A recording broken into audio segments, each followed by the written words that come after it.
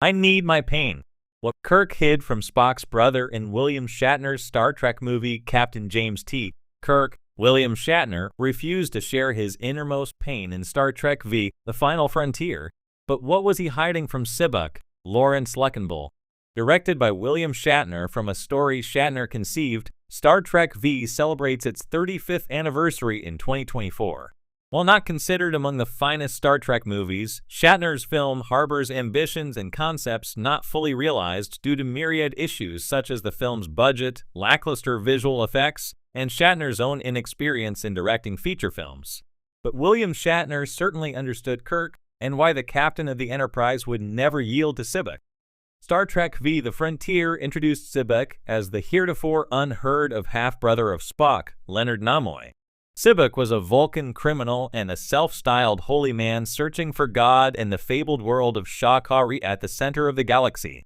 Spock used his Vulcan powers to share the pain of others, freeing them from their deepest torment and converting them into his followers. Spock's master plan involved hijacking the USS Enterprise to take him to Sha-Ka-Ri. But upon encountering Spock, Spock also wanted his brother and his Starship Enterprise crew to join his flock. Only Captain Kirk refused to allow Spock to share his pain. But why? What pain did Kirk hide from Spock in Star Trek V? While Spock and Dr. Leonard Bones McCoy, DeForest Kelley, allowed Spock to share their pain with him, Captain Kirk steadfastly refused, declaring that pain is the things we carry with us, the things that make us who we are. If we lose them, we lose ourselves. I don't want my pain taken away. I need my pain. This is a logical rationale for Kirk to defy Spock, but it strongly implies that Kirk has made his innermost pain part of what defines him at this stage in his life. Captain Kirk certainly harbors his share of pain and regret. Chief among them has to be the death of his son, David Marcus Merritt Buttrick. Kirk was helpless to prevent the Klingon Kruge, Christopher Lloyd, from ordering David's murder. Kirk got his revenge and killed Kruge, but he did not deal with his grief over David's murder. Mourning David is coupled with the fact that Kirk wasn't part of his son's life until Star Trek II: The Wrath of Khan, and he only knew David for a short while before he lost his son. David's mother, Carol Marcus, Bibi Besh, is also another source of guilt, since Kirk agreed to keep his distance from the Marcuses. Kirk has many other regrets as well. By the events of Star Trek V, James was demoted from admiral to captain.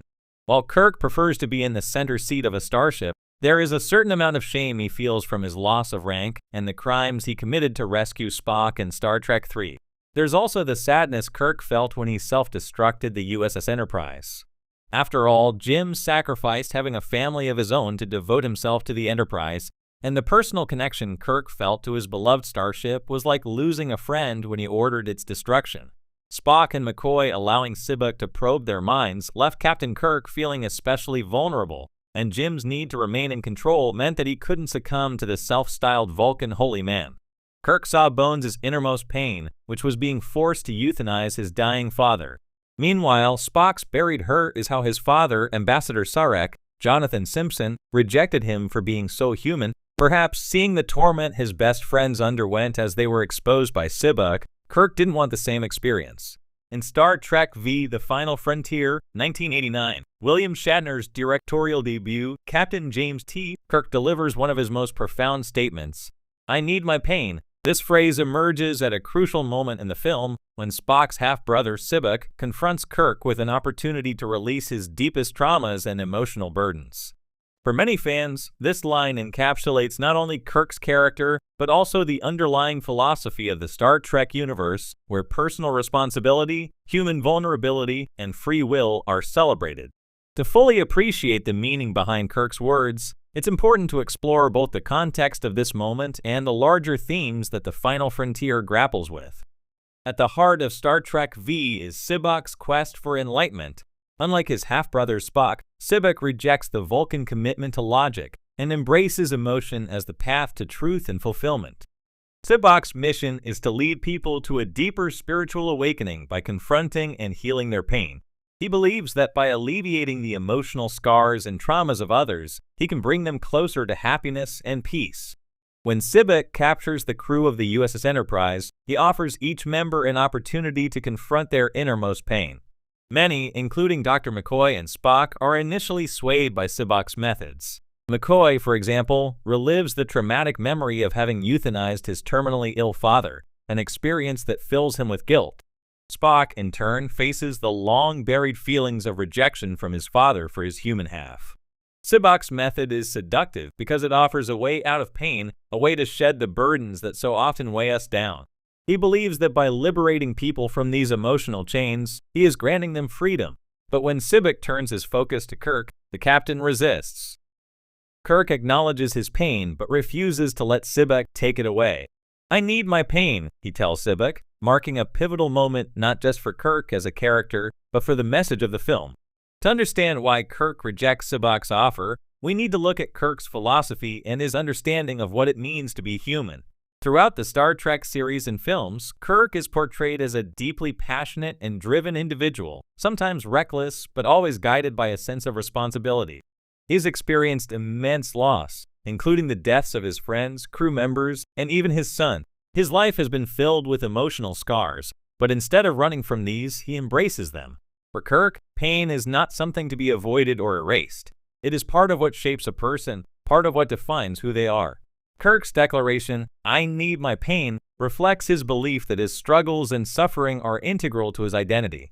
Without his pain, he would not be the man, the leader, or the captain that he has become. This is where Kirk's worldview sharply diverges from Sibok's.